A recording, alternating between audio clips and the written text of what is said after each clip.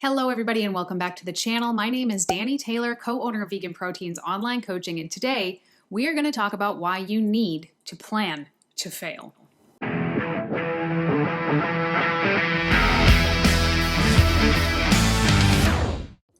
So, I'm a coach. I coach people one-on-one. I coach people in group coaching, both their training and their nutrition. And I love writing programs for people, training programs, macro programs, helping people kind of sort out their nutrition. But I think a lot of people have this misconception that once you have the plan, all you got to do is follow it, baby, and you're going to get the results. And that's not wrong. If you follow it, you will get results. But the fact of the matter is that most people will struggle to follow a plan 100% of the time. In fact, most people will not be able to do that at all. So what are you supposed to do with that information? How are you supposed to make progress when you know that you are going to have stumbling blocks? What a lot of people end up doing is they reach their first hurdle and they say, oh, damn, I can't follow my plan 100%. Guess I'm not going to follow it at all. And then they completely fall off. Sometimes it's just for the day, but sometimes it's the beginning of a spiral that lasts for months. So this is what we want to try to avoid. And this is why I think it's so important to have a backup plan. One of my favorite sayings that a lot of my clients have heard me say many times is, we need to have a plan for when the plan doesn't go to plan. And that is just my fancy way of saying you need to know what to do when things aren't going well. And one of the easiest and most effective ways for you to do this is to recognize what are the things that make you fall off. What are the things that knock you off of your game? Every time something like that happens, especially if it is a recurring thing that happens over and over, what I want you to do is I want you to write it down. Write down the thing that knocked you off so that you can look back at it not as, oh, that was the time that I failed, but, oh, things went wrong here. That's probably going to happen again. What can I do differently going forward? What can I learn from this experience going forward? How can we circumvent this problem the next time this happens? Not if it happens, but when it happens. So let's get into some of my ideas for some of those things.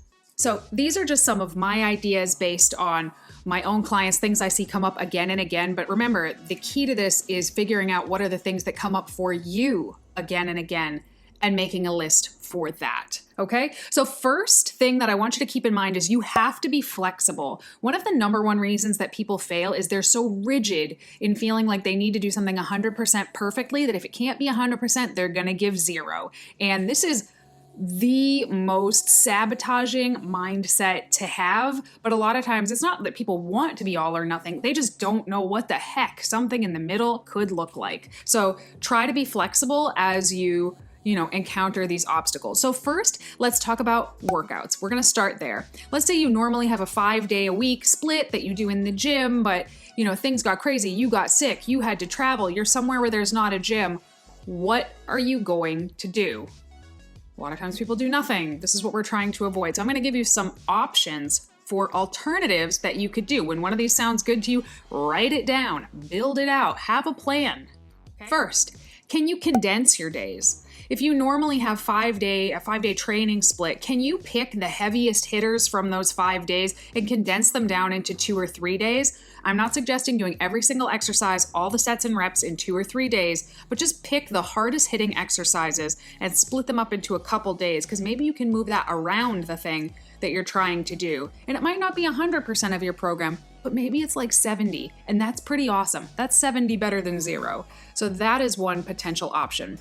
Another option would be to do full body workouts with bands. I love bands because they're so small. You can just stick them in your suitcase or your backpack and take them anywhere. So no matter what happens, you always have those. And that's really all you need to do any kind of workout, really. But I find that full body workouts, when things are really crazy, are the most effective. It's just a little, how do you do to those muscles? So your body knows like, hey, she's still using these, like, let's keep these muscles around. Don't waste them away. And it's also going to make it so when you get home, back into your regular routine, you're not going to be sore like it's your first day at the gym in 2 weeks because you did something in that time in between. So full body bands workouts are great. Let's say you just have a particularly busy day at work and you're still able to get to the gym, but maybe you can only spend 30 minutes there instead of the hour and 15 you normally spend. Again, I would say Pick the heaviest hitters, make sure those are the ones that get done. So for example, if you have a day that has military presses, but also has a reverse pec deck in it, military presses, man, get the military presses. The reverse pec decks, like, you're gonna be okay without them for a week, I promise. So pick the heavy hitters. The other recommendation would be to superset things where you can. Now, I don't like to superset everything. I actually think that straight sets with rest in between are generally the most effective thing that you can do. However, the more volume that you can cram into that short amount of time that you have at the gym, the better. So I don't recommend you do this every time, but again, it's a great in between, like doing all of your workout or doing none of your workout. So supersetting things can be a smart move. Having a backup plan for your cardio can be really important as well. A lot of people like to train their cardio outside, but some days the weather is crap. Do you have a backup plan for that? Obviously, you could move your cardio to a different day. That's an option. You could find some cardio that you like to do that you can do indoors, whether that's on a treadmill, or you can go to YouTube and search some fitness classes, aerobics classes, dance classes, step classes, Zumba classes, whatever, and do that to get your heart rate going. I have literally jogged in place inside when the weather is too crappy and I didn't have a treadmill. And, might not have increased my speed or anything, but my heart rate got up. I accomplished what I needed to get done. It worked. So those are some of my thoughts for making a backup plan for your training. Now I want to talk about having a backup plan for your nutrition, which in my opinion is a lot harder. And with the demographic of people that I work with, this is where a lot of people stumble and they don't know what to do. This is where all or nothing becomes a real free-for-all that can carry on for a long time. So I would suggest that this is where you're going to see the most individualization in the things that come up for you again and again. Some examples of some issues that might happen in your life a lot could be being caught at work late without food, getting trapped in work meetings that are catered and you either can't eat the food or don't want to eat the food that's there, cooking food for your family or your kids, and that is constantly staring you in the face, people gifting you food or you hosting holidays, which are right around the corner, letting yourself get too hungry and the end of the night you binge. These are all different hurdles that someone might face, that they find themselves coming up against this particular thing again and again. So write this down, jot it down in the notes app in your phone so that you can start to brainstorm some alternative solutions. My number one tip for nutrition hiccups tend to be around people just not having enough time to food prep. So they find themselves metaphorically caught with their pants down all week long. Have really easy to prep meals on hand at all time. I firmly believe in this because as much as in an idealistic world, we would all have 2 hours to meal prep every single weekend, that doesn't always happen. Sometimes you don't even have time to get to the grocery store. So if you always have some meals on hand that are really easy to make and prep, and they might not be your favorite meals on earth, but they fit the bill of what you need to do and they're good enough, have those. For me, that looks like bagged, pre-cooked brown rice and quinoa mix, frozen Morningstar Farm chicken strips, or seitan, and frozen broccoli. Bing, bang, boom. There's a meal right there. I also always generally have stuff to make sandwiches. So whole grain breads, tofurkey deli slices, mustard, lettuce, tomato, pickle, super, super easy. And lately I have been loving the Kashi Go Cinnamon Crunch cereal. It's got fiber, it's got protein, it's got whole grains in it. And you know how long it takes me to make a bowl of that with soy milk and blueberries? Literally 20 seconds. So, your meals don't always have to be beautiful, what I eat in a day worthy meals for them to be good enough for you to reach your goals, but you always have to have those foods on hand. And the cool things about the foods that I just mentioned, other than maybe the sandwiches, is that they don't spoil very quickly. So you could have them for months, not need them. And then when you need them, you're like, thank God I have this. So always have those things on hand. I would also recommend that you have a list of healthy-ish takeout meals in the places where you spend the most time. So a lot of times we find ourselves, ordering out and getting food that we wouldn't otherwise get because we're too tired to cook, we don't have the food, and we just go for the fastest, quickest thing we can think of.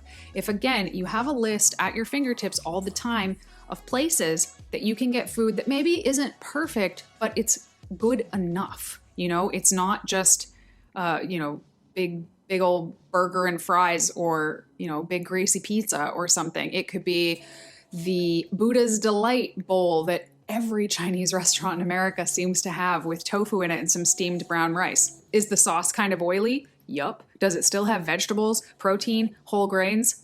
Yeah, that's a lot better than a lot of other alternatives that are out there.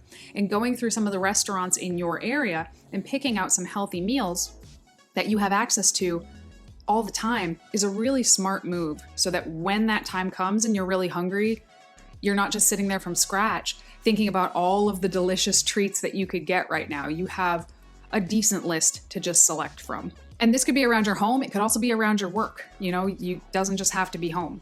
When in doubt and you're eating food that you can't track exactly, just worry about trying to drop back to hitting your protein goals and staying roughly within your calorie goals. It's okay if you're not hitting the numbers exactly. As long as you're still being mindful of protein and vegetables and trying not to overdo it or underdo it too much, you're going to be fine just thinking about those things. Like, you're not going to do much damage as long as you're keeping those things in mind. Always have emergency snacks in your purse, in your glove box, anywhere that you think you might need a snack. Have a protein bar, have some vegan jerky in there, have a bottle of water there for you, so that, no matter where you are, even if you find yourself getting stuck outside of the house for hours longer than you intended, you have a healthy choice nearby to tide you over till you get home. Because letting yourself get too hungry throughout the day is a huge problem for a lot of people. So if that's you, if that's one of the hurdles you're finding over and over again, is like, I just keep binging at night, ask yourself if you're eating enough earlier in the day. So either having larger meals earlier in the day or making sure that you have plenty of healthy snacks nearby. A lot of times I have an apple in my car all the time because I just never know when I'm going to be stuck somewhere. And an apple or a little bag of like mixed nuts, they're great to tide you over till you get home, so you're not famished just reaching for chips the second you walk in the door. A couple of other tips for like social outings and things is to bring food. If you're going to someone's house and you think they're not going to have anything vegan, or they're going to try to make something vegan, but it's not going to be in line with what you want to eat, offer to bring a dish yourself so that you can be sure that you have something to eat there. Most of the time, other people will appreciate the gesture as well and get to be introduced to something, delicious and vegan, which never hurts, So that's an option, bringing your own food. If you are in a situation where you kind of have to eat what's there and it's not what you would have picked on your own, go ahead and just eat what's there. But eat slowly, chew your food well, drink plenty of water, pay attention to your hunger and your fullness. Make sure you're not eating too fast or until you are too full. This is gonna really help to prevent, dramatic amounts of overeating, even if the food that you're eating is not like what you would normally pick under perfect circumstances. Another one is about alcohol. So this is a big hurdle for a lot of people, is being in situations where there's drinking and they don't want to partake, or they definitely don't want to overindulge in alcohol.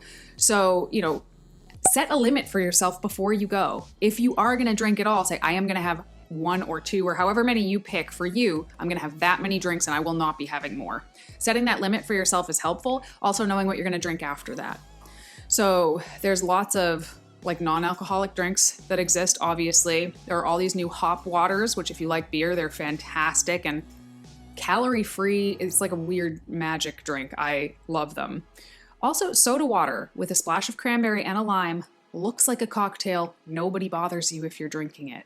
So that's a really good tip as well. But my biggest tip is to hold your ground. If you don't want to be drinking, hold your ground. Decide how much you're going to drink or not drink and stick to that. You don't have to drink for anybody. Who cares? If people really care that you're not drinking, maybe reevaluate that relationship, is what I would say. So these are just some examples of ways that you could come up with a backup plan for yourself, or a plan for the inevitable failures that will pop up. What can we learn from them? How can we do things differently in the future?